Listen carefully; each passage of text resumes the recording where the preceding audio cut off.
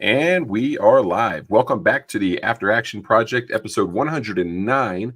Tonight we are joined by David Cagle of Hardwired Tactical Shooting, and we'll be discussing their high accountability pistol program course. If you like what we're doing and would like to help support the show, visit patreon.com/afteractionproject. If you'd like to throw us some free support and appreciation, we would greatly appreciate a 5-star review on iTunes. After Action Project is brought to you in part by the following sponsors and supporters. To join this esteemed group of great folks, send an email to jeremy@afteractionproject.com. The Range Buddy app is one of our show sponsors. If you haven't checked that out, it's a collection of over 160 handgun shooting drills, sorted by the required target type, filterable by the skills worked. One of the things that's kind of catching its rounds on social media again is audible start time or audible start indicators versus visual indicators. And while there's no perfect solution, because it's typically not a binary decision on whether you're going to draw your handgun or you're going to press the trigger, most of the options out there are binary indicators, right? Red light go, or red light no go, green light go, those kind of sorts, the audible beep from the buzzer. However, the Range Buddy app's virtual instructor has visual indicators that include shoot or no shoot images that'll randomly pop up. That way it's not just a binary decision. If you see an image, you have to present your handgun and press the trigger. You actually have to see the image, decide whether or not it's a lethal threat that would require you to present your handgun and press the trigger on that bad guy. As well as working in audible random move commands and so much more. Check that out at rangebuddy.app. It's available on iTunes and Android, right? iOS and Android. I think I said that right. That's rangebuddy.app. Have you ever lost, and then our other show sponsor is Locked In Grip. Have you ever lost that perfect grip after shooting several rounds or had your sweaty grip diminish the ability to hang on to your firearm in different weather conditions? Locked In Grip is a grip enhancer that keeps your hands free of moisture to create a slip-free connection to the action of shooting your firearm. Locked In Grip liquid shooting sports chalk is made for shooters by shooters. Visit lockedingrip.com. That's lockedingrip.com to purchase your liquid shooting sports chalk now. And I think next to, besides upgrading your gun, Andy, that Locked In Grip shooting sports chalk is one of those things that really helped you smoke my ass in the bill drill and a couple of the other drills that we work out there on the range. So it's a great aid. I enjoy using it out there on the range when I'm running drills. And then it's awesome to have our students use. Gives them one less thing to worry about having to reestablish that grip between strings of fire. Enough about all that stuff. Let's get into what we came. Go ahead.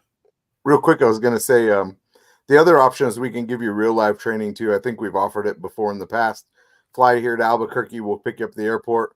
We'll give you a tube of Locked In Grip, drop you off in downtown Albuquerque on a Friday night, and you get the realism of realism all you want. Yep. First, get your first stateside here in the beautiful city of Albuquerque, New Mexico. We frequently rank the top 10 most violent cities in the country. Although I think every city is that way, you would see. So, but yeah, that's absolutely true.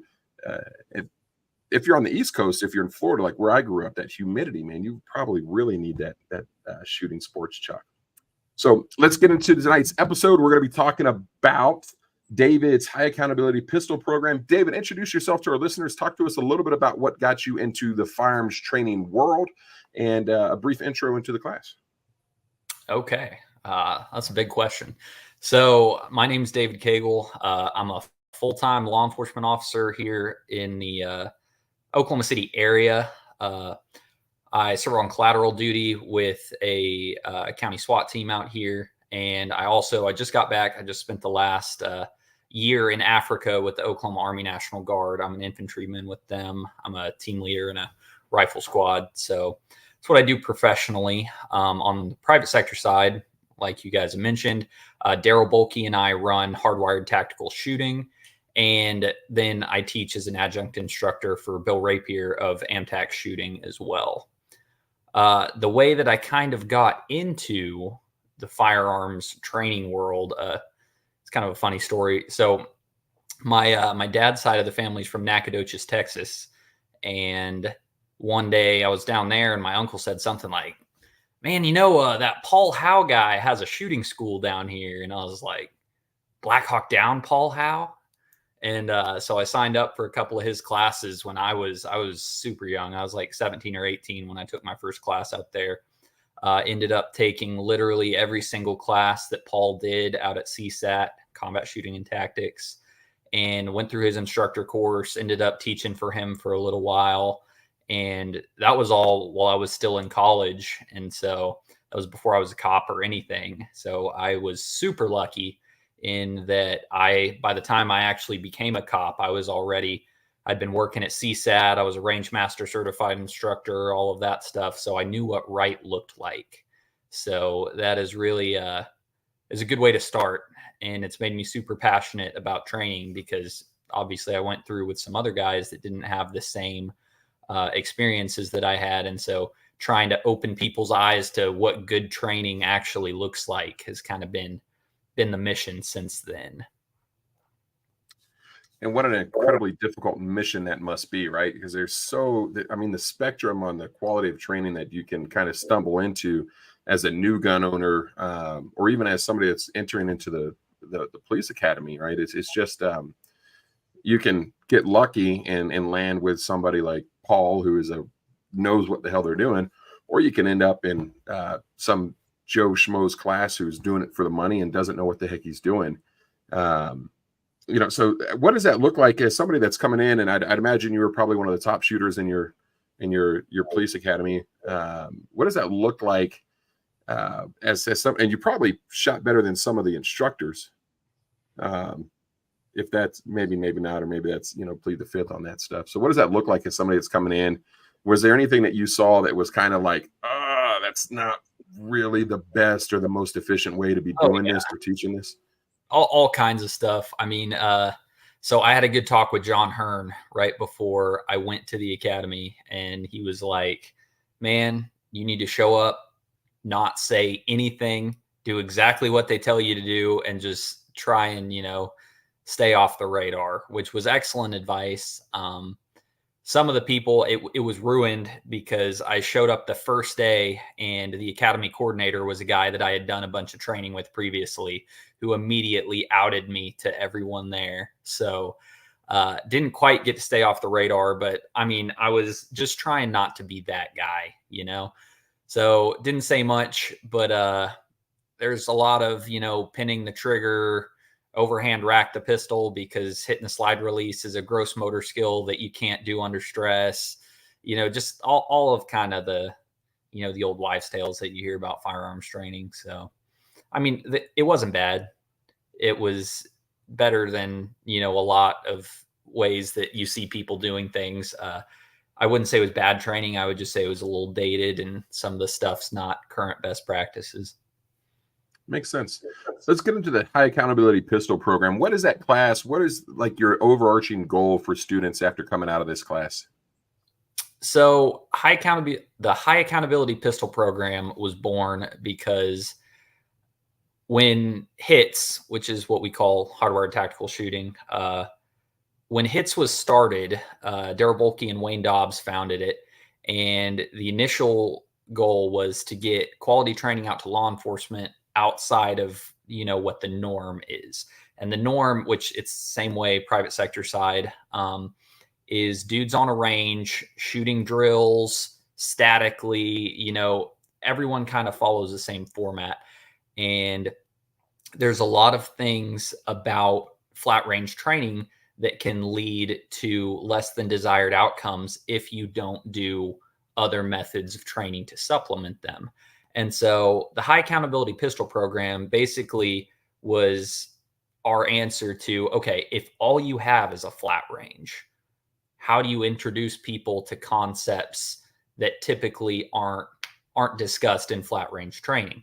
So things like backstop issues and muzzle awareness and a lot of things that typically you only see in kind of force on force, advanced level training. We wanted to start incorporating that into people's training way earlier, because the earlier you can start thinking about that stuff, obviously the more it'll impact the way that your training affects you and the way that you look at training.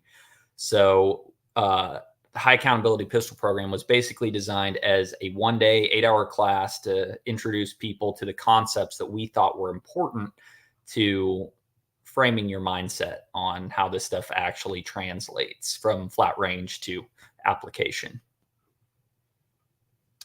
So it's an 8-hour course. What are the gear requirements? If I'm taking this class, what do I have to show up with? So all you got to show up with is a safe, hopefully reliable handgun that will not blow up on the range. Honestly, 50 to 100 rounds. It's a super low round count class. In the TACCON version, which we taught a 4-hour version at TACCON, I think the TACCON guys each shot like 10 rounds each in 4 hours, which sounds crazy, but if you get the format, it makes a lot more sense. And so really just basic range stuff, pistol, eyes, ears, a little bit of ammo, and we provide all the other stuff. So, I've said it before. One of the things that I talked about when I first started, taking classes and really getting into it, I was looking for, I thought high round count courses were the thing to go to. And then I took a couple, and then I've taken some other classes with considerably much lower round count requirements. And I found that those are really the courses that I like to be in, right? I like to be in a class that's going to be a lower round count, not because my hands get hurt, but there's a lot of learning that takes place in between the rounds that are getting fired.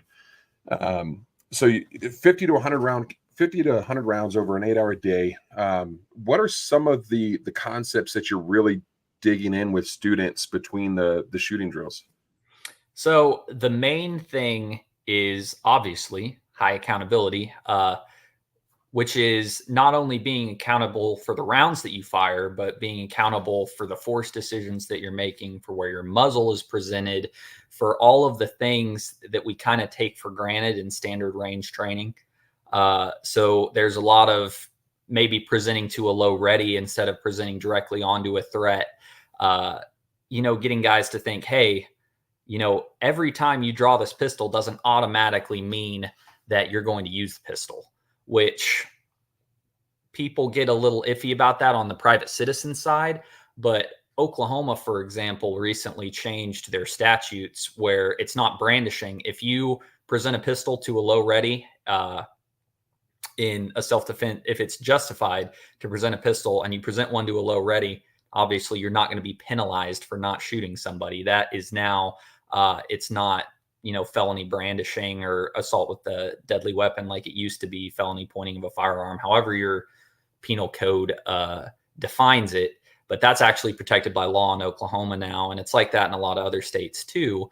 So I'm a big proponent of presenting to the low ready for my line of work. For police work, I've presented to low ready about 99.99% of the time that I've ever drawn my pistol in real life.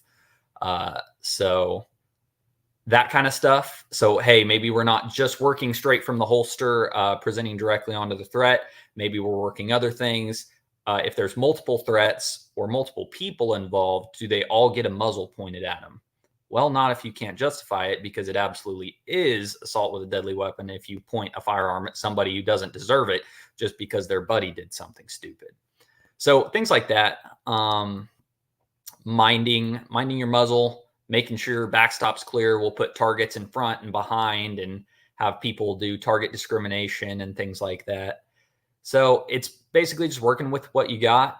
And it's like, okay, if you only have a flat range, you still need to be thinking about these things, because what we've seen translated is when you take guys who have only done flat range training ever, and then you put them in actual use of force decision-making situations, if all they've ever done is standard flat range training, they are going to treat that situation basically like a flat range if that's all they know. So you got to give people other skills, even if, they just simply don't have access to a quality force on force class, or, the other things that some of the training junkies in the industry say you will get murdered without. So we've taken force on force classes, a couple, Jeremy and myself, and typically everybody wants to shoot each other, and then it brings those challenges of, no matter what it is, somebody's going to shoot somebody, and then you start to lose the value of the class.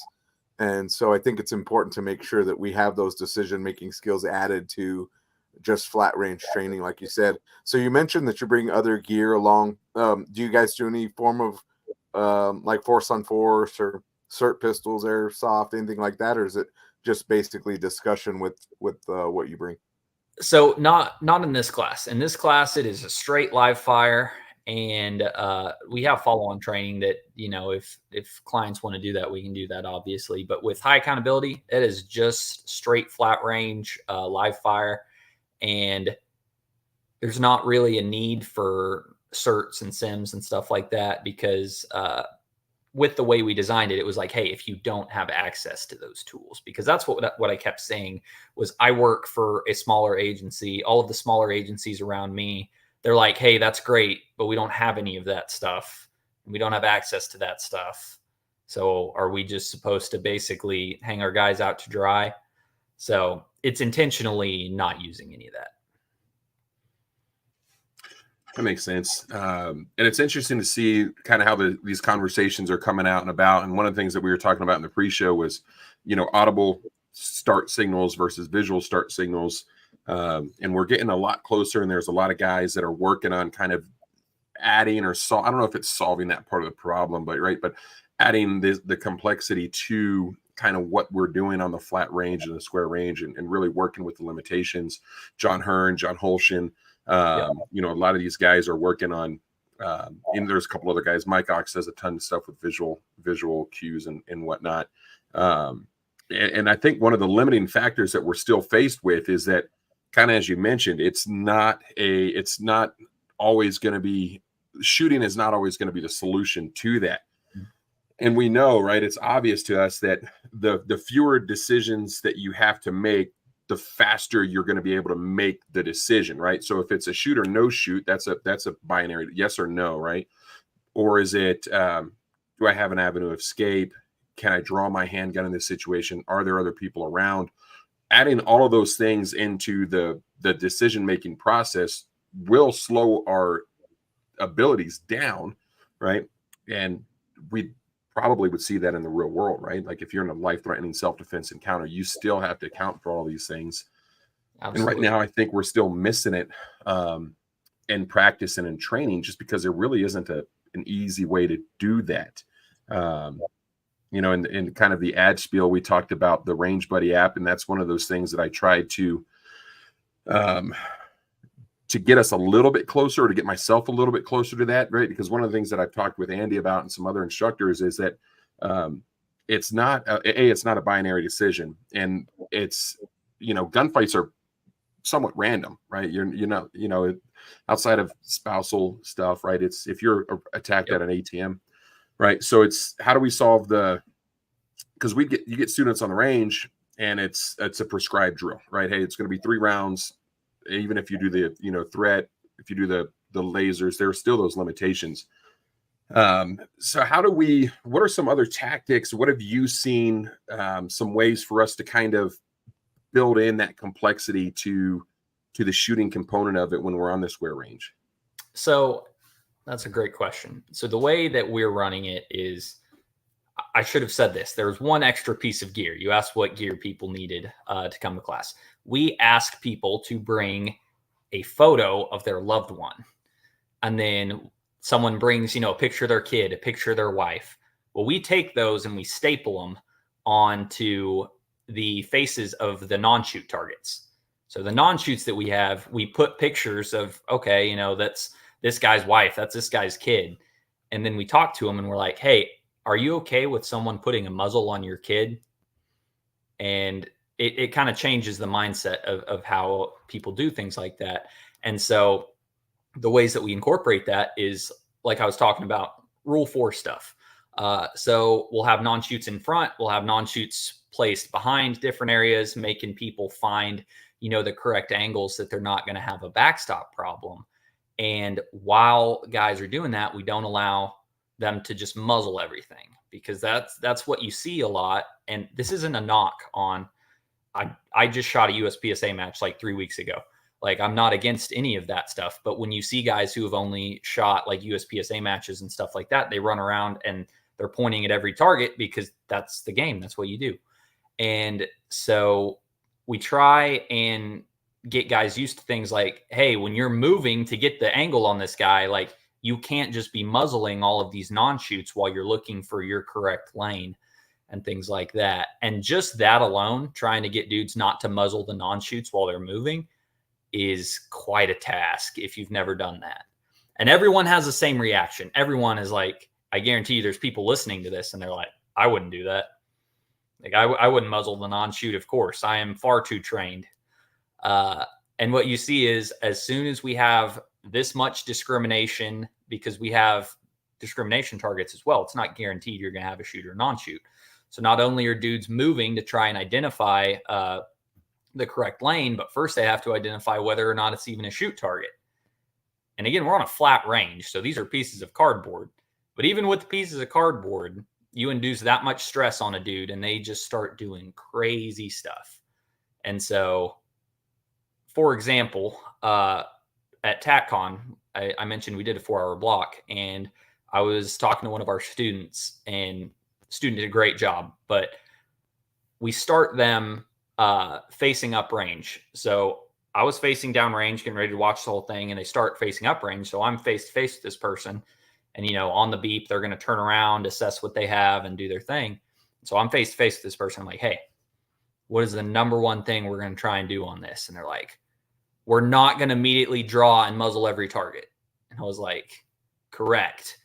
As soon as I hit the beep, turns around, super fast draw, just points a gun at everything. Literally 5 seconds after telling me that. So it's the kind of stuff that on the internet, people will act like it's an afterthought and say, well, people don't need to drill things like that because obviously they're not going to muzzle a non-shoot in real life or whatever just because they shot B8s. And in practice, I have seen that not to be the case. And especially, I have seen a lot of cops point guns at quite literally everything under the sun. And, as much as people want to hate on the police, most cops have a lot more experience than most armed citizens actually, using firearms and use of force decision-making. And those dudes don't do too hot if they don't have a solid base of training before. So that's the kind of stuff that we're talking about, just trying to get guys thinking about it. Like, and where this comes from, I know I'm kind of going on a long rant here, just trying to explain the class, but this comes from both Daryl and my personal experience. So unfortunately, I was involved in a gunfight pretty early on in my career that involved some serious use of force decision-making. It's a crazy story. We do a whole debrief class on that as well. That's a couple hours long. But basically, there were multiple times through this where I had to decide whether, this is a shoot, whether this is a non-shoot, as situations are unfolding right in front of me. And luckily, I was able to make some pretty solid decisions, and things went very well. But that was 100% because, and I tell people, I literally could hear Paul Howe in my head as I'm going through doing stuff, going through the discrimination process. Identify whole person, hand, waistline. Like, that's just what I did because I had been working at CSAT before. Like, I had done that in his shoot house 1,000 times. Target discrimination is built into everything that Paul does down there in Texas. And so the fact that that was where my training was based off of led to a very positive outcome for me personally. So I obviously feel very strongly about incorporating that into my own training and the training that we give to our students, because I've seen it lead to the right things happening. Daryl's obviously seen it lead to the right things happening. So it's stuff that we think is lacking. Yeah, I see some of that stuff too. When we teach class, I tell everybody about the farthest I go in with law enforcement is I watch On Patrol Live pretty often, right? And I'm kind of just judging every law enforcement guy that draws his gun, and I see where the muzzle goes, and Yep. Just kind of stuff like that stuff. And so you're absolutely right. The amount of times you see it, and then there's a pretty good amount of times you see it done right, where they slow things down and all that. But anyway, going back to this whole trigger of like sound versus lights and all that, and as Jeremy said, there's really not a right answer, but I wanted your perspective. For me, I think I think really we're overthinking this to where it's not so much about the light, it's not so much about the sound, it's all about the thought process. It's all about the thinking of it.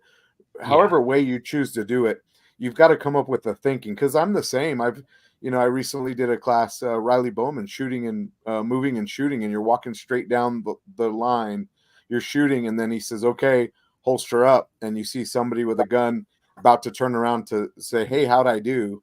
And we just talked about holster up before you turn around, and it just, it happens because you're in that learning mode. Now you take in life or death situation, and as you mentioned, the whole world falls apart. So do you agree with that, or do you think there's a different method? I mean, this is something that's kind of being talked about on the internet right now. Again, it's, we often recycle stuff like this. I just read about that. Fun fact, Riley Bowman actually was one of our students at TACCON that took this block. So yeah, Riley's an awesome dude. I love what he's doing. But as far as the visual versus auditory stuff, I think it is super important to determine whether we're talking about a drill or a scenario, because guys will talk about one thing like it's both, and drills and scenarios do not accomplish the same thing. It's like when guys watch you shoot a bill drill and they're like, well, you're programming yourself to shoot a guy 6 times every time. It's like, no, this is a bill drill that's working on recoil management and allowing me to track my sights quickly, blah, blah, blah. Like, this isn't a scenario. I'm not saying, look, this is my target engagement strategy for every person that I, decide I'm going to shoot. I'm going to bill drill them. And so the guys that are talking about the auditory versus visual stuff, they'll talk about aspects like it's both. And just from a drill perspective, I think, yeah, that's probably a good thing to mix up having a beep from a timer and then having lights or something like that, like Holshin and Hearn and the guys over at Centrifuge. They all use stuff like that. And I think that's good. I don't think it is the end of the world either way. I think sometimes on the internet, guys make things into bigger deals than they are. And so guys will have a good idea, like, hey, we should switch up the go signal for this drill and like use a light or something instead of a beep. And then some other dude will be like, that is a really good idea. If we don't start doing this, we're all going to die. And the training is now useless if we don't all incorporate this in every single thing that we do. And so I think there's a middle ground. I think if you have access to that stuff, it's awesome. The Centrifuge guys use the Blaze pods. If you guys have seen those, they're like little lights and you can program them to light up different colors and have multiple in different areas and stuff. It's perfect for that kind of stuff. And I think it's a useful tool, but I don't think that your training is useless without it, which goes back to the whole point of high accountability pistol, which was, hey, if I'm just a dude who has cardboard targets and a shot timer, how can I try and get my guys thinking about use of force constitutionally? So I hope that answers the question. Yes, it did indeed. How far do you guys shoot out to in this class? Oh, it's all pretty close. I would say 15 and in for sure.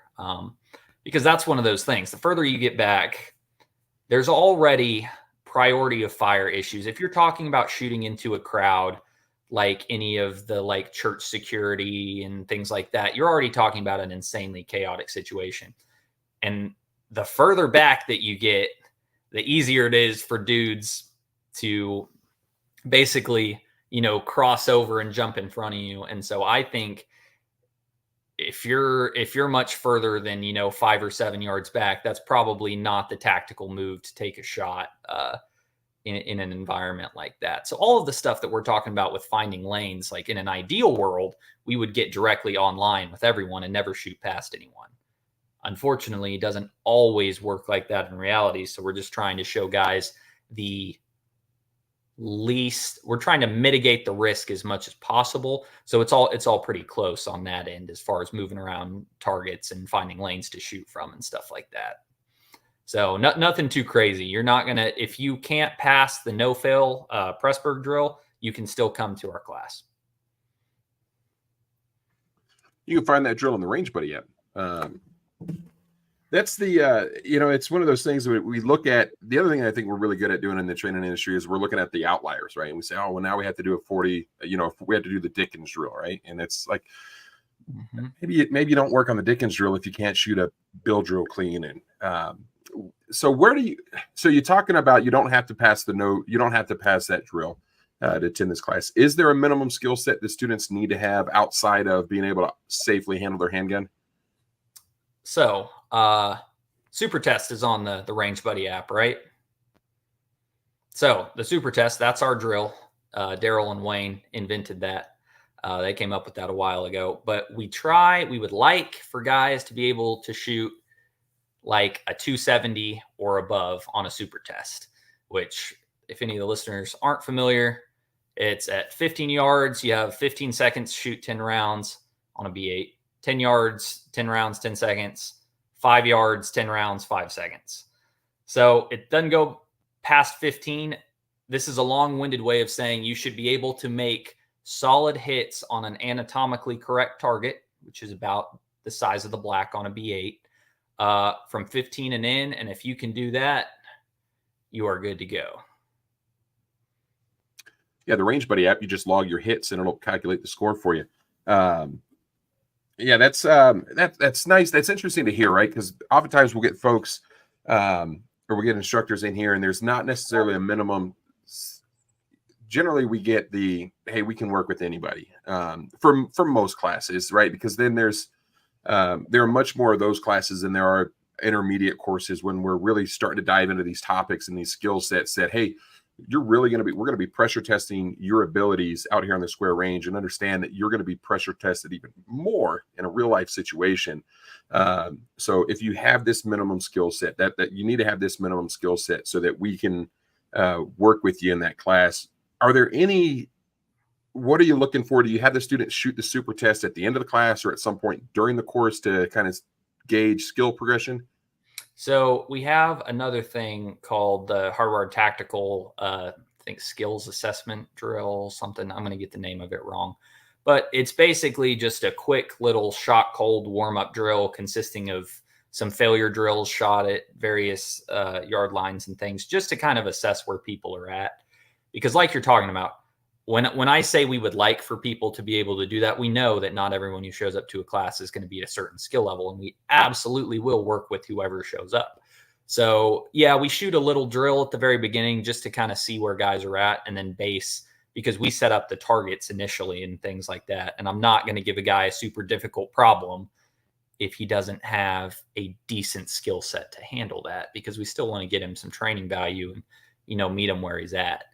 So yeah, we have them shoot certain things through the class, but if you show up with whatever skill level you have, really the concepts are what's important about the class. It's like, people think they're going to show up to a class and get better marksmanship wise. It's really the practicing of the stuff that you learn in class that makes you better, which obviously you guys know. And so I wouldn't say that somebody shouldn't show up necessarily if they can't meet that number on the Super Test or whatever. But on the flip side, drills versus scenarios and all that, if guys haven't built a minimum level of competence with their pistol, they probably don't need to be thinking about the tactical application of the pistol in general. I would say work on that stuff first, because all of this stuff is stair-stepped, right? Until you get to a base level of competence, maybe this isn't the class for you, which is okay. And that was another thing when we decided to teach high accountability pistol at TacCon. Daryl and I were talking, and because we got asked to teach at TacCon first, obviously. And I'm like, well, I've got Tim Herron there teaching performance pistol shooting. Perhaps I should not be the guy that's doing another performance pistol shooting class to compete with Grandmaster Tim Herron. And so we were trying to think, what's in our lane that we bring to people that, these other guys aren't. Like Wayne Dobbs was there teaching critical skills and drills, whatever his fundamental block is called. And Wayne teaches fundamental pistol craft better than me. So I'm like, well, we have guys meeting this, and this need. So kind of the decision making and the use of force context built on already having a base level of skill with the pistol is where Daryl and I felt our experience lended to the best with it. So it's scalable is the too long didn't read of that. And it's refreshing to hear that, because more people need to hear that. If you don't have, if you can't hit this minimum skill set with your hand, maybe you don't need to be worried about scenarios and all the what if situations in your life that you might come up with, and maybe you should get your butt back out there on the range and really develop those skills so that it's applicable in your real life. And by the way, it's applicable in everybody's life, because we don't get to choose the scenario that we're in. If we have to use our handgun to save our life or the life of a loved one or some stranger in a mall, right? We don't get to choose that. And the easiest, kind of antidote for that for me is like, hey, if you need to use your sights and you don't know how to use them, you have to take a highly accountable shot or a precision shot at distance at a small target or whatever the situation might be. Well, you're screwed. Conversely, if you know how to use your sights and you don't need them, there's no negative outcome to that, right? It's irrelevant. It's easy to get hung up. I think it's easy for folks to get hung up on a lot of the stuff that is not yet relevant to where they are at on their spectrum of skill set, if that makes sense. Oh, absolutely. That's one of the things about the training industry that just, like, if you talk to any marketing dude ever, they're like, don't call your class basic, don't call it a fundamentals class, don't call it this or this, because people won't show up. And it's like, I get it from that standpoint, but like, fundamentals are what all of us should be reinforcing all the time, because there's no real advanced skills. There's just the fundamentals done at a high level, which you guys have done enough training to know that that's it. There's literally no magic to this stuff. Nobody can teach you that. And I think the more of a solid foundation, that Daryl calls it what you build your house on. And the longer that you spend focused on the hard skills, on building your fundamental skills of spending time doing the not cool stuff, the better you absolutely perform doing the cool guy stuff later. So it's absolutely worth that continual investment and a massive investment in the beginning.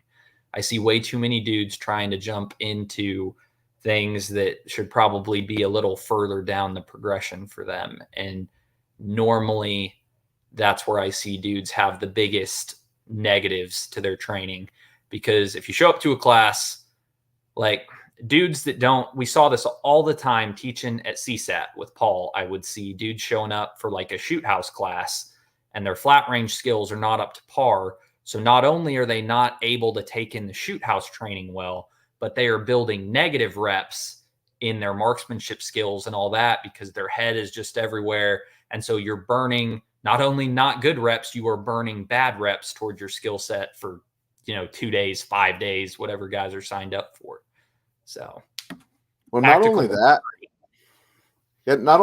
when I take a class, these classes are expensive. Let's be honest.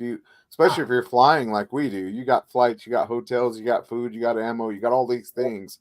And then you go into a class, and here's a little bit of reality from somebody who takes a lot of classes.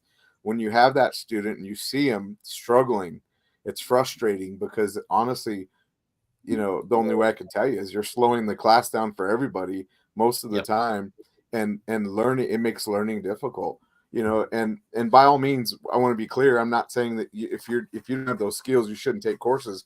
You need to take the right courses. And that's kind of where we're at, right? Take the right courses before you start trying to roll in the dirt and, get into shoot houses and waste your money, honestly. Absolutely. And another thing, so we've talked a lot on the show so far about like stupid things you hear on the internet, is guys will be like, oh, so by promoting, X class, you're saying that, the recently divorced mom who has the abusive ex or whatever shouldn't carry a gun until she can, pass a no fail or something like that, and every time it's like, that's not the use case that we're talking about. And that person is probably not who we're discussing signing up for HIT's high accountability pistol anyways. Like, everyone has a different use case. And if you have a real threat to your life and the only thing you can do is present a pistol at 3 yards and get a hit somewhere on the target, that works for a lot of problems in reality. Like Claude Werner talks about, dudes with zero training have a lot of success all the time. But we're not talking about dudes who have no other option than to go into a situation with no training. We're talking about the dudes who are putting forethought into getting their training. So that's another thing that I hate, is when people conflate the two. You know what I'm saying? Yeah, because if we look at it, statistically speaking, you don't need any firearms training, because the vast majority of successful folks, like civilians who are successful in their defensive gun use, have zero training. However, right, that's not what we're talking about, right? We're talking about the statistical unlikelihood within something that is already statistically unlikely. However, if I'm at Walmart with my wife and kids and some dude decides to come in there after robbing the local stop and rob and shoot up the place, right? I want to be able to take that. I want to be able to be successful in the least likely of situations, right? Because that, again, that kind of covers everything up to and including that situation. And it's one of those things, like you said, yeah, people conflate the two. And it's like, man, that's not, we need to understand something. If you're going to seek training, you've already kind of made the internal decision that you might need something that's a little bit better than Joe Schmo getting lucky in his gunfight, firing off 10 or 15 rounds and hitting the dude 2 or 3 times. So let's stop talking about and stop worrying about all this other stuff. It's like the 3 feet, 3 yards, 3 seconds. I get it. That's statistically what's most likely going to be needed. But what if I need to put 5 rounds at 5 yards? Yep. Well, it's like Tom Givens talks about, his student-involved shootings, all of his students that have been in gunfights after training with him. And is like, yeah, most of these guys, it's like 7 yards, 5 yards, blah, blah, blah, till you hit the guy who had to shoot a dude with a rifle at 22 yards. And it's like, it doesn't matter to that guy if you're like, well, statistically, all the other people had to do this. It's like, well, this guy had to do this, and the odds for him were 100%. So that day, 100% of the shots he was going to have to take were at 22 yards. So all fighting, this kind of gets into a bigger concepts, but all fighting is just odds anyways. Anyone can beat anyone at fighting technically at any time. Like a UFC fighter could technically lose to some dude with zero training, but the odds of that happening are pretty low. So it's the kind of thing that you have to accept that going into it. Like squared away cops get shot by dudes literally full on sprinting down an alleyway and blind firing behind them. Like that happens every year. Like dudes with tons of training, in the Middle East will get aced by some dude with an AK literally pointed over his head. Like that's the reality of fighting. So if you want to go into it with, you don't need any training or you need all the training in the world, like all the training in the world just bumps those odds up for you. And the Jedi's analogies, there's a couple of them that I like, when he talks about draw to first shot and he says, people don't need a sub 2 second draw to first shot. Well, you do if you have a 2 second problem, right? And the whole, line break thing, if I break your line on your eye socket, is it going to matter? So those things are good. And for me, the other side of this whole deal, just wrapping it up, is taking a lot of training. There's still like an internal fear for me that in the unlikely event that I ever get involved into another situation and I fail, and then I have this whole thought of like, look at all this training you've done, Andy, and you lost that fight, right? So there's that whole thing in the head internally, like you're saying, no matter how good you are, is there an opportunity to be better? Yeah. And then, instead of trying to make it so serious, just turn it into something fun, become that enthusiast and enjoy something that keeps you out of trouble. It's kind of my thought. And that whole thing. So swinging back to high accountability pistol, like making it fun for dudes is an important thing.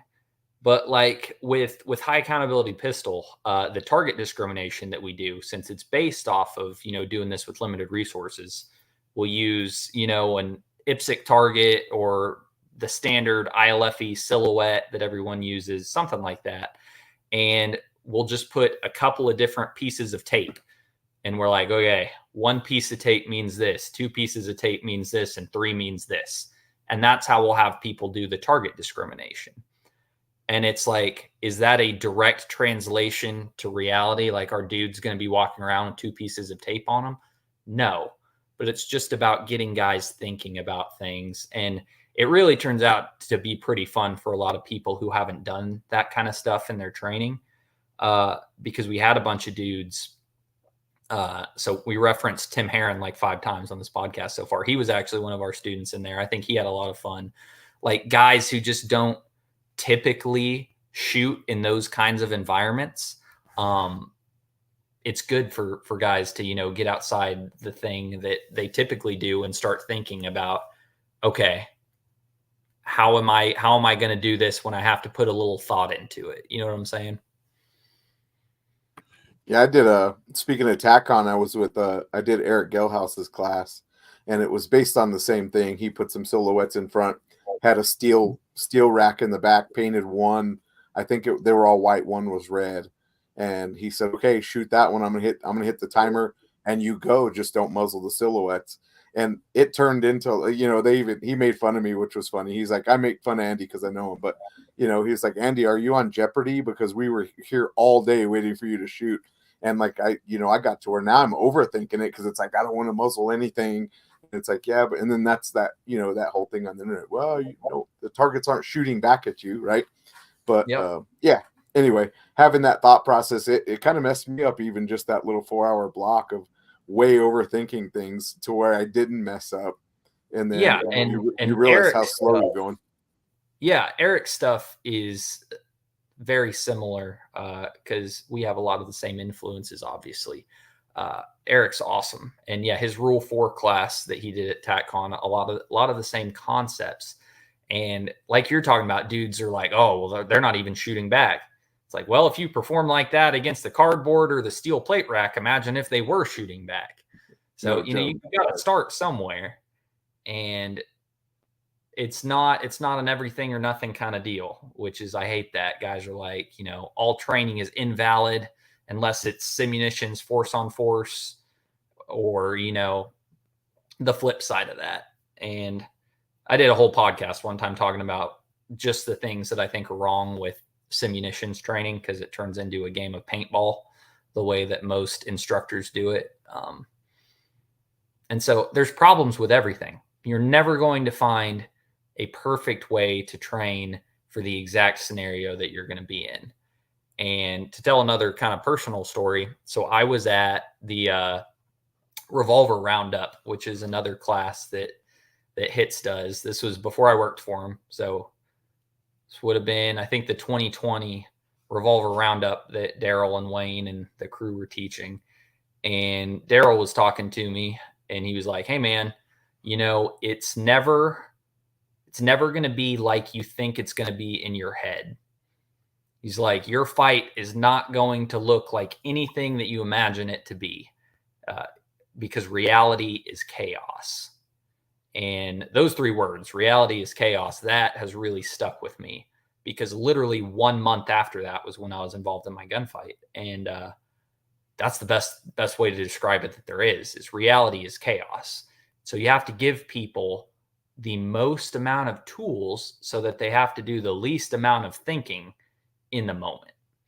And that's what we want to do, is not have a dude's first time ever being like, okay, should I be at a low ready? Should I be muzzling this guy? If I have to move, where should my muzzle be? Like, those are not the kinds of things you can think about during use of force incidents, because I promise there is enough to consider anyways. Like, there are enough things that you have to think about that if you don't have those tools beforehand, it's not going to go good. And Andy, like you were talking about, like, you see dudes with this much stress put on them that perform differently than they say in the Facebook comments section. So That's why we feel so strongly about it. No, it makes sense, and I think we'd all agree. And if somebody disagrees, they haven't been in a class where they've had to think about something other than, drawing the handgun, pointing it at the target, and firing 2 or 3 rounds. Yep. Because the minute hey, this is what we're going to do. You give them 2 targets, and you see their skills diminish. And now they have to distinguish, okay, if I'm shooting the target on the left, is it a shooter or no shoot? If the target on the right, is it a shooter or no shoot? Everything kind of starts to fall off. And a lot of people like to talk about force on force like it's the be all and end all of stuff. And I'm like, I don't think force on force should be something necessarily a measure of your skills and abilities with the handgun. It should be more so focused on making you think and make good decisions with your gun. But like Andy said, they typically turn into a shoot fest. And as a role player, I was like, man, I want to win this. So I'm gaming it. So the role player is not acting like a bad guy would act. The good guy isn't acting like the good guy would act.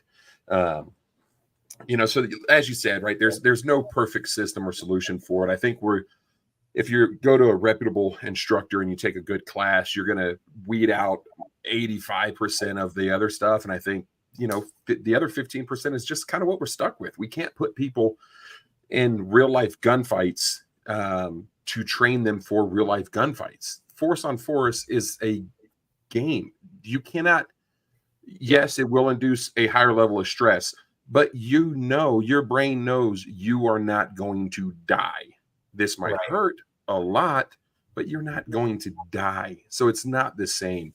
And that's the main thing that, well, there's a lot of things about Sims specifically. One, if you don't have a guy who knows exactly how to build a proper force on force scenario, you're just going to give guys training scars more than anything, because not having hard scripted role players is a massive issue, because as soon as you get that role player that just wants to win, it's a whole thing. And that's not the same as like the centrifuge guys so I went through VCQB instructor a little while back, and they have a thing where they call micro fights, which is like, okay, there's a dude at either end of the car and they're both going to, try and tag the other one first. That's not what I'm talking about, because that's a drill, not a scenario. But in actual force on force, like scenario-based training, your role players have to know exactly what they're supposed to do based off of your actions.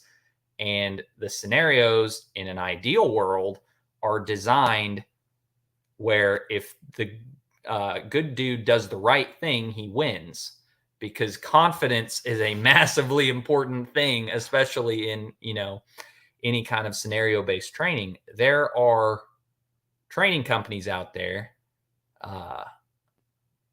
that have a lot of force on force classes that are literally just scaring people out of carrying a gun, because it's like, look, I could design a scenario all day, every day where you lose.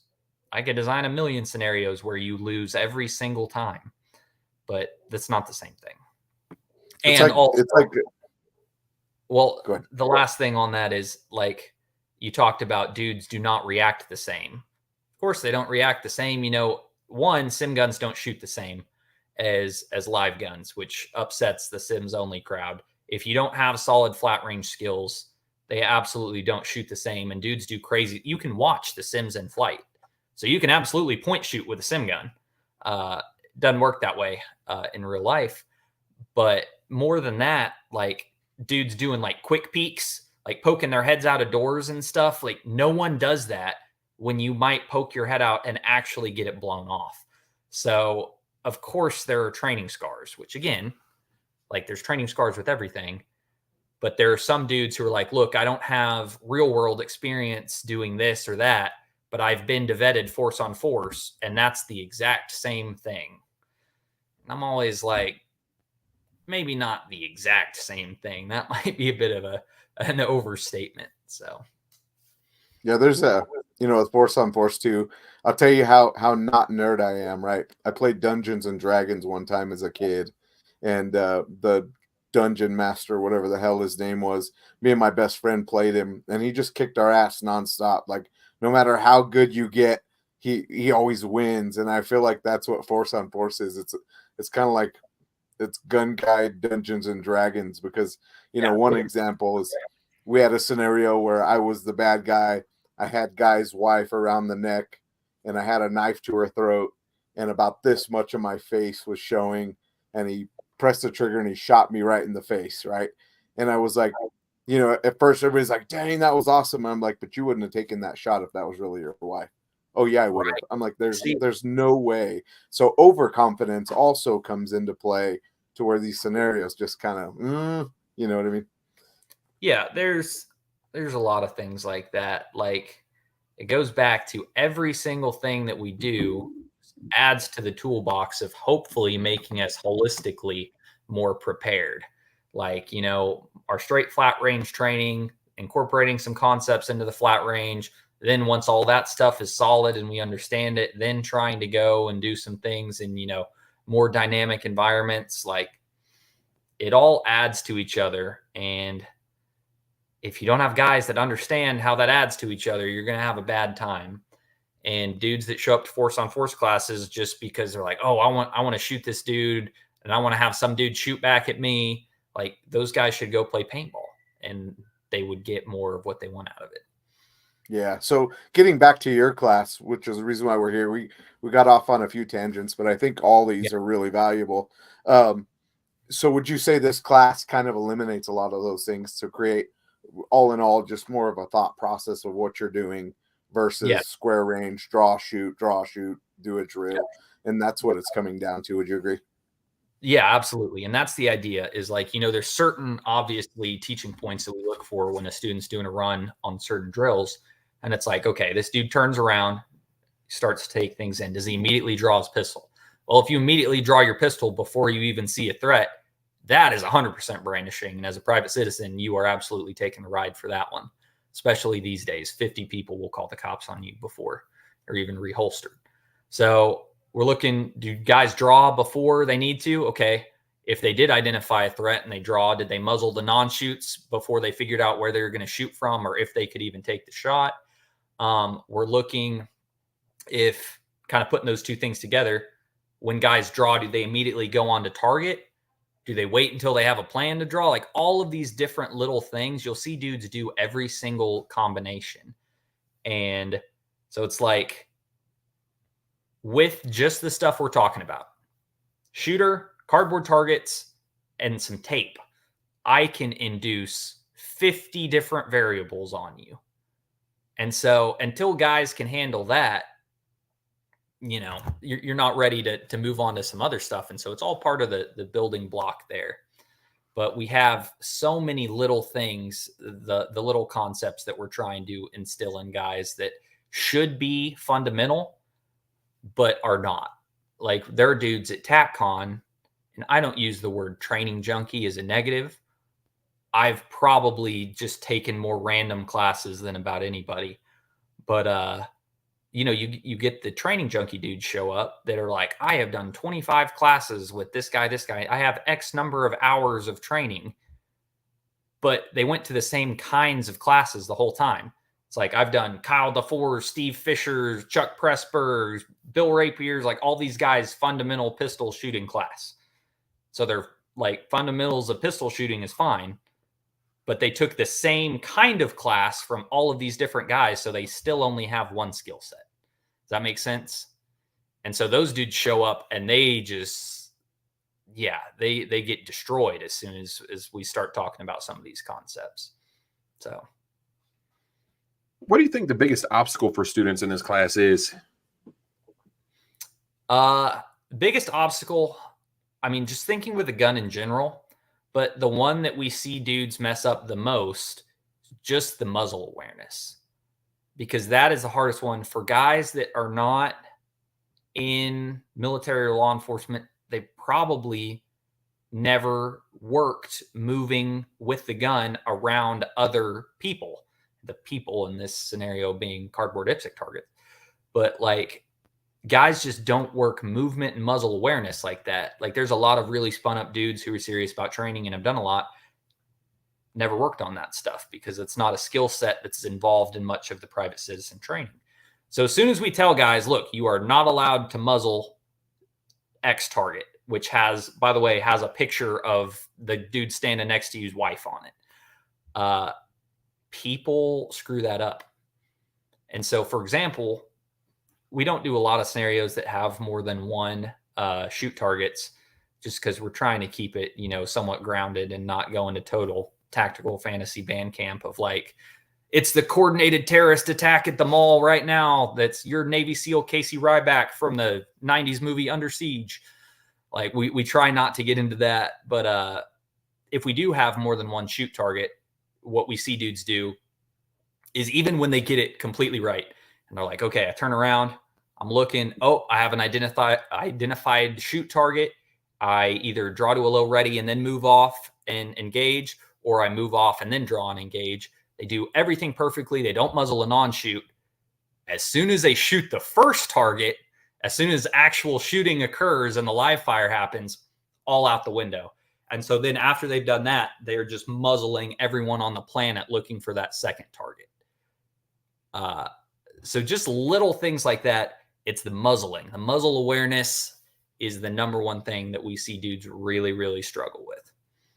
You had finger on the trigger with that too, even if they draw low ready, finger on the trigger. Yep, all the time. And that's one of those things that it's not like, you can't even fault dudes, because again, for all my friends out here listening, I am not anti-competition whatsoever.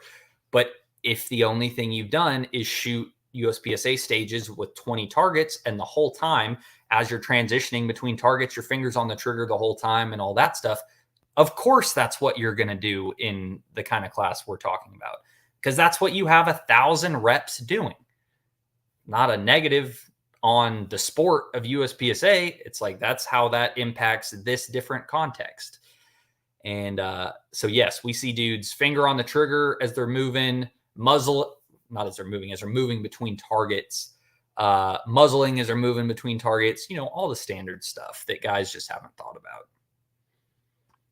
When we're talking about, I don't want to lump discourse into what I'm about to ask a question about, but I'm sure you've seen the videos where, most recently it's a female student and the instructor's pouring water. They're shoving her, side to side, and she's out there with a gun, and she's bang, bang, bang. And then they got a stick. And all of that, I would imagine, is in their goal is to make this as stressful as possible. It's induce some real world stress into this shooter and watch the wheels fall off. Are there things that you're seeing similar to that where we're just kind of missing the mark? And then how do you counter that with your course offering? Yeah. So stress for the sake of stress, I do not think is generally useful for the kind of stuff that we're talking about. Just building hard skills. I don't think you get a lot out of that kind of stuff, which you see. And it's like, well, this is what it's like in reality, blah, blah, blah. Well, dudes aren't pouring water on you and forcing a stick inside your ejection port in real life. Well, and so if guys don't understand the right way to incorporate that, it becomes a big problem. And that's what we always tell people is, with high accountability pistol in particular, it's none of that stuff.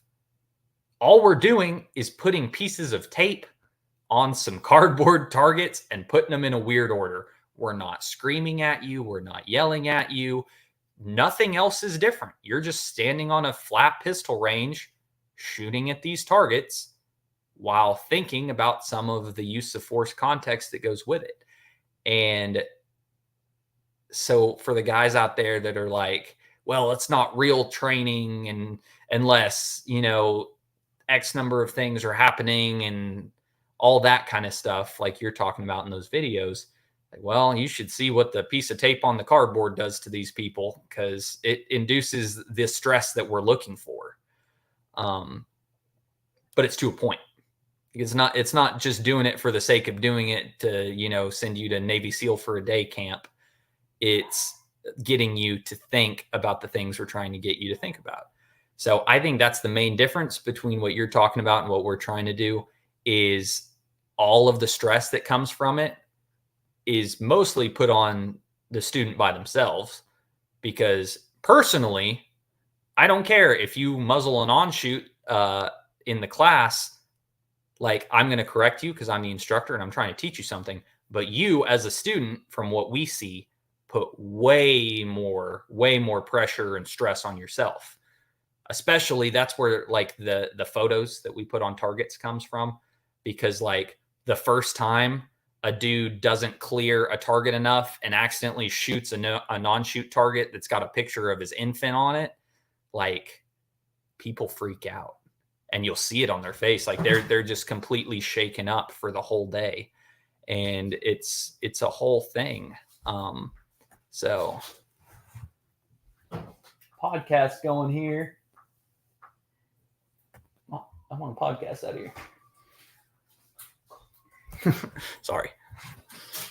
Oh, light. She said, Keep that light on. I'll teach you. Sorry. No worries.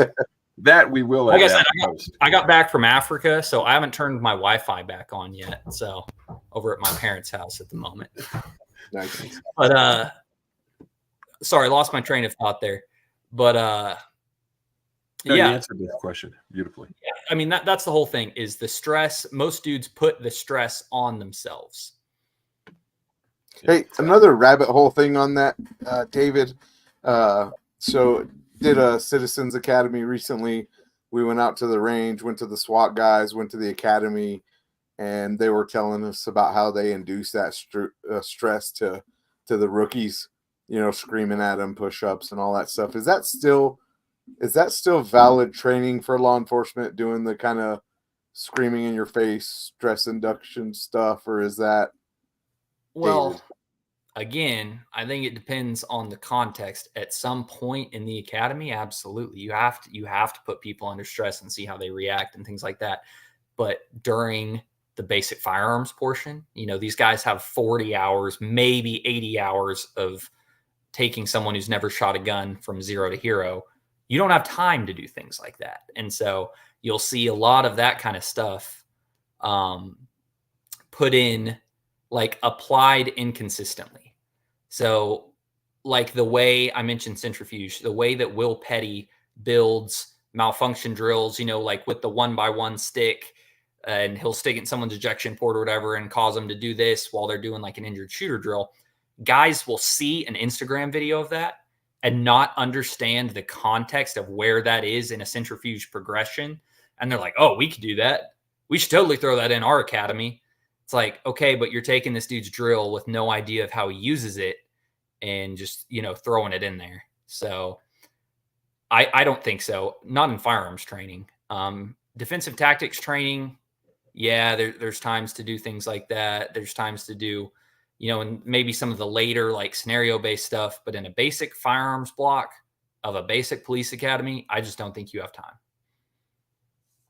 Andy and I took a class years ago where they did, I don't know if Will calls it alphabet soup or something to that effect, where I later found out, I was like, man, that drill that this instructor ran, that's something that Will does in his class. You know, a bunch of targets downrange.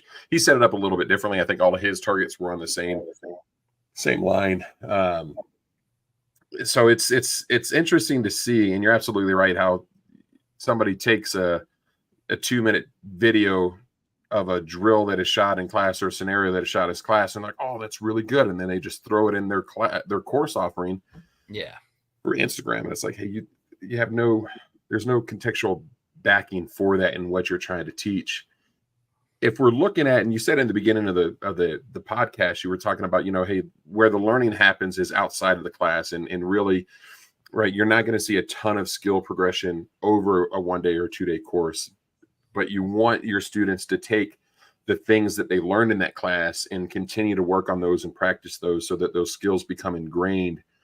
If you said, hey man, this is how I want my students after taking this course to adjust their handgun practice sessions, what do you want that takeaway to be? What do you want them to start implementing in their live fire practice sessions after taking this class? So I can tell you the biggest thing in my personal practice, which is about the most rousing endorsement I can give to anything, is this is what I personally do. Is I do a lot of drawn to a low ready, because I think plugging in automatically drawn out on the target and pressing the trigger every time is an issue. So that is a very simple thing. Having guys, okay, I'm going to draw to low ready and give a verbal challenge or something like that. That's a quick thing. And even if you don't think that's what you're going to do necessarily based off of your use case, it breaks up your thinking from every single time the gun comes out, immediately I'm going on a target and shooting. It causes you to remember that there's some thinking involved here. And so that's what I do. I'll incorporate drawn to a low ready, doing a verbal challenge, that kind of stuff. I work, trying to think, just in standard dry practice. I'll set something up and have, I don't know if you'd call it a no shoot, but I'll have something simulated. Okay, I don't want to point a muzzle at it. Like, okay, I'm going to shoot this target. I'm going to divert my muzzle safely around it, and then, dry fire or whatever at another target over here, just so I'm working at muzzle diversion and the different kind of concepts of being around live people with guns.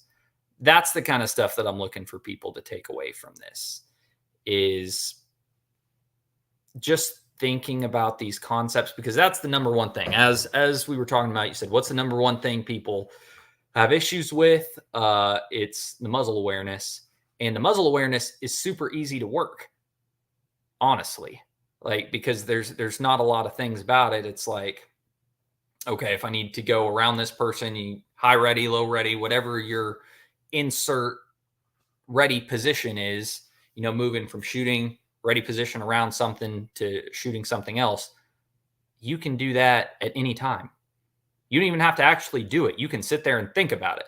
Like if you're watching someone, be like, okay, if that dude on the left was a shoot and that dude in the middle was a non-shoot and that other dude further on the right was another shoot, how would I shoot that and then go around him safely? Like the mental reps when it comes to that stuff, I think are just as important as the physical reps. So to answer your question, we want guys thinking about it more than anything. So there's certain things that you can incorporate in your practice, but really just thinking about the concepts and, giving it a little bit of some physical reinforcement. That makes sense. And I know I plugged the Range Buddy app a couple times on here, but I want to kind of reiterate and remind people. And the coolest thing about that is the virtual instructor component for me. And I think, there's this part of me that I'm like, man, I don't think people really understand the benefit of it. So one of the ways that I'll set up my dry fire or my live fire, if I'm working on dry fire, I have it on the iPad, so it's a little bit larger screen, but I'll set up a couple different targets downrange. And then, one of them will be red, one of them will be green. There'll be some numbers on there. And then it will call out a random command based on those inputs. So it'll call out 3. And then it will flash a shoot or no shoot image, right? So as I'm presenting the handgun, I'm seeing, okay, is it a shoot or a no shoot? Oh, it's a no shoot. So draw to low ready or don't draw, however you want to set up that scenario. Yes. And then you have to find the target, right? And then, well, now I can incorporate, maybe I set up some intermediate targets in there that they're no shoot targets, but they're also targets that I don't need to muzzle, right? So that'll add an additional layer of complexity to that and really just kind of build on and having to think about. And it's, the decision to shoot, I think we're all going to be, it's hard for me to think of a recent shooting on video where if I put myself in that guy's shoe, the good guy's shoes, where it would be like, did I have to shoot him? Right. Yeah. So that's not to simplify it and say that, hey, if the gun comes out of the holster, but I think there's a lot of stuff that goes on before that decision is made that we need to start thinking about and working into and really kind of add into what we're already doing to work on those hard skills. Yeah, absolutely. And last thing on the low ready thing is you see dudes on video that, and I'm not going to say whether it was or wasn't, but you mentioned, you see videos of private citizen defensive gun uses of dudes have already introduced guns into the situation. And if you do that before the shoot decision and you're not at something, like dudes will just immediately start pointing a gun at someone. Not the right decision for sure. If you're at a low ready and you haven't muzzled someone and you're legally justified to do so, say you're in your house, whatever, make up a scenario where it makes sense. But it's like, that is just one more articulated, as somebody who writes reports often when I have to use force, like having one more bullet point, like I was at a low ready position, not muzzling any piece of his body. This happened and I made the decision to shoot. So I consciously came up onto target. Like, it's just one more thing you can articulate going from a low ready to actually coming up to shoot. So, and that's one of those things that I have seen more, again, kind of bigger concept, but people talk about like the value of experience, and it might be anecdotal, but I don't think so, because me and most of the dudes that I've talked to, the difference in what people respect when you point a gun at them and they know like that you can't shoot them at that moment versus when you're at a low ready position. They called it the Metro draw in LA because all the Metro LAPD guys would draw to low ready. It was like, guys respect when you come out of the holster and immediately go to that low ready and you're not pointing a gun at them yet. Like, actual criminals understand what that means. And they pick up on the cues, because then once you go from there and you actually start to come up on dudes, that changes behavior. Absolutely. So I think it's valuable to incorporate that stuff. Actually, it gives them another step in the process as well to reflect on what is going on and what is about to happen. Yeah. You know, you're about an hour ahead of you're an hour ahead of us. So I want to give you the rest of the evening back. Is there anything that we should have talked about with regards to this course that we didn't touch on? You know, I think we covered most of the stuff. Just talking about all of the main points that I can give you, you know, without guys showing up to the class. Like, hey, I guess the one thing that I said that's at the beginning of the show, I should probably say it again at the end. I am a massive proponent of hard skills. So I think you should go out and try and have the fastest draw to first shot and, you know, the best recoil control and all of this different stuff. Like, all of the stuff that these like USPSA grandmasters are way, way, way better than me at. Like, I'm a massive proponent of all that. Like, get on the Range Buddy app and shoot all these drills and do as good as you can on them.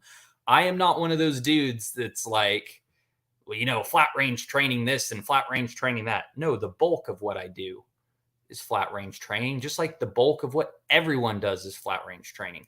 I'm not saying any of this as like a replacement for that. I'm saying this in addition to that. And I say that because I saw a video today that someone shared of, you know, some dude poo-pooing competition that was like, I only practice by going out and getting in gunfights with homeless people or something like that. And that's not me. That's not what we're saying. So guys always try and peg me and Daryl as saying certain things. I think your hard skills should be as good as they could possibly be. And this isn't a replacement. It's an addition. So that's the main thing that I want people to take away. I love it. And that's absolutely true. Believe it or not, you can work on both of those things. Absolutely. There are a lot of dudes out there that are highly proficient at both. There is a certain police officer that I know that obviously we won't name, that's been in like a dozen OISs, and he's a USPSA high level dude. And there's a lot of guys I know that are like that are really skilled at both and understand that you do things slightly differently in both, and that's okay. That doesn't invalidate it. So that's my quick soapbox for the night. Andy, did you have something before we wrap? Because I wanted to add on something to that from our last class. No, go ahead. So in our last class, we, you know, at the end of our class, we were talking, and there was we had a couple high-level jiu-jitsu practitioners in class with us, and it was our 2-day concealed carry course here. And one of the things that she had mentioned that she really liked was the soft skills component of that class. So I just want to remind folks that it is okay to go out there and work on figuring out how to be better at talking to people in your environment and in your life, and de-escalating situations. Because calm down is not the magic phrase to get people to calm down. And I think I was watching maybe not. I think I was watching an officer-involved shooting, and the officer said, "Calm down." And I'm like, he's either dumb or he's really smart, and he's trying to ramp this guy up to escalate the situation. So that's my last little bit on there. Andy, let's kick it over to you, bud.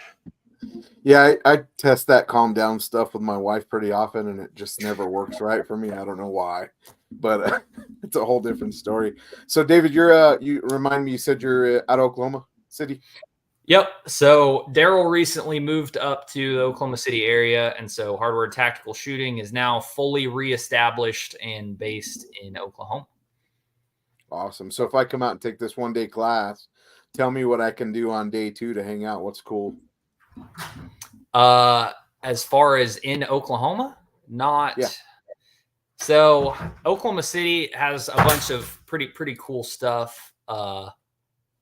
They are actually building the world's tallest tower in the entire United States. Just got approved in Oklahoma City.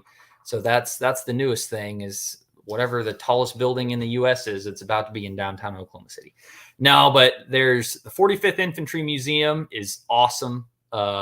It's highly underrated. Like, most people have never heard of it, but it's a military museum that has like the world's largest collection of military small arms.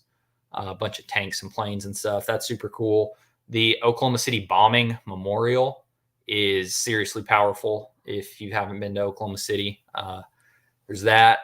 Obviously, we got a lot of Oklahoma stuff going on. So if you like rodeos and things like that, there's always something to do. Oklahoma City Thunder's around here. Oklahoma City's actually, it's pretty cool. So there's always something to do. Awesome. And I was going to ask you earlier, but I guess I'll ask anyway. I noticed all the books in the background. I was assuming that was your house. So give us a book that you'd recommend for firearms enthusiasts. What should we be reading? Leadership and Training for the Fight. Yeah, Leadership and Training for the Fight by Paul Howe. That is a massively beneficial book, and doesn't matter if you're a firearms instructor or not. Lots of good things in there about training and just preparing for violence in general. That's the one that I always go to for everybody. Awesome. Well, we really appreciate you coming on tonight, David. Just wanted to give a quick shout out. Dan Brady was going to come on with us tonight as your student. He had something going on with his life, so just wanted to say our prayers with him, and hope he's getting through what he was going through tonight, because we miss him. So, but anyway, David, thank you for coming on, and we appreciate your time, sir. Absolutely. Thank you guys for having me. It was an honor.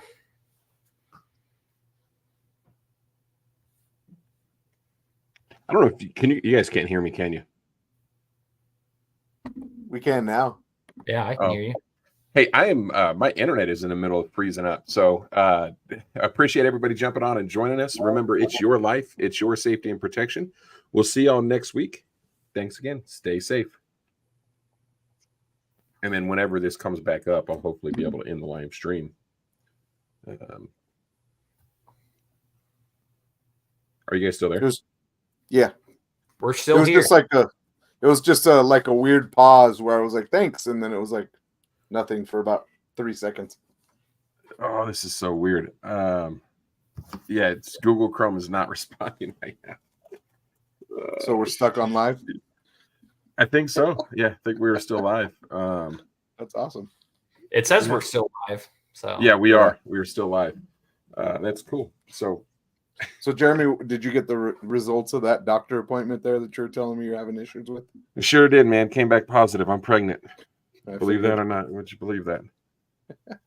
Baby elephant? Baby elephant. That's why I've put on so much weight. I need to work on that this year, man. I got to get my stuff in gear. What in the heck? Come do jiu-jitsu with me. Yeah. Well, my friends, I got married about 6 days ago, so I should probably go hang out with my wife. So I'm going to hop off. Congratulations. I don't know why you're even here. I appreciate you guys. Seriously, thank you. Absolutely. It was awesome hopping on. Awesome. Congrats, Thank you so man. much. Thank you. Have a good night. All right, let me see if I can stop this and get it shut down. Control-Alt-Delete. I know. Let me see if I that don't even works. know if that still works. Oh, yeah, it does. It's not working right now for me. All right. Well, we'll just say goodbye, and that way you can just shut it down and do a restart. Awesome. So anybody that's still out there listening, have a good night. Enjoying these technical difficulties. Yep, thanks for joining us, guys. And I'll try to get my my computer figured out. What the heck? Better block that camera. Right? Don't want to see you in your undies running around later. It's too late. I'm about to. Is my camera still on right now? Yep.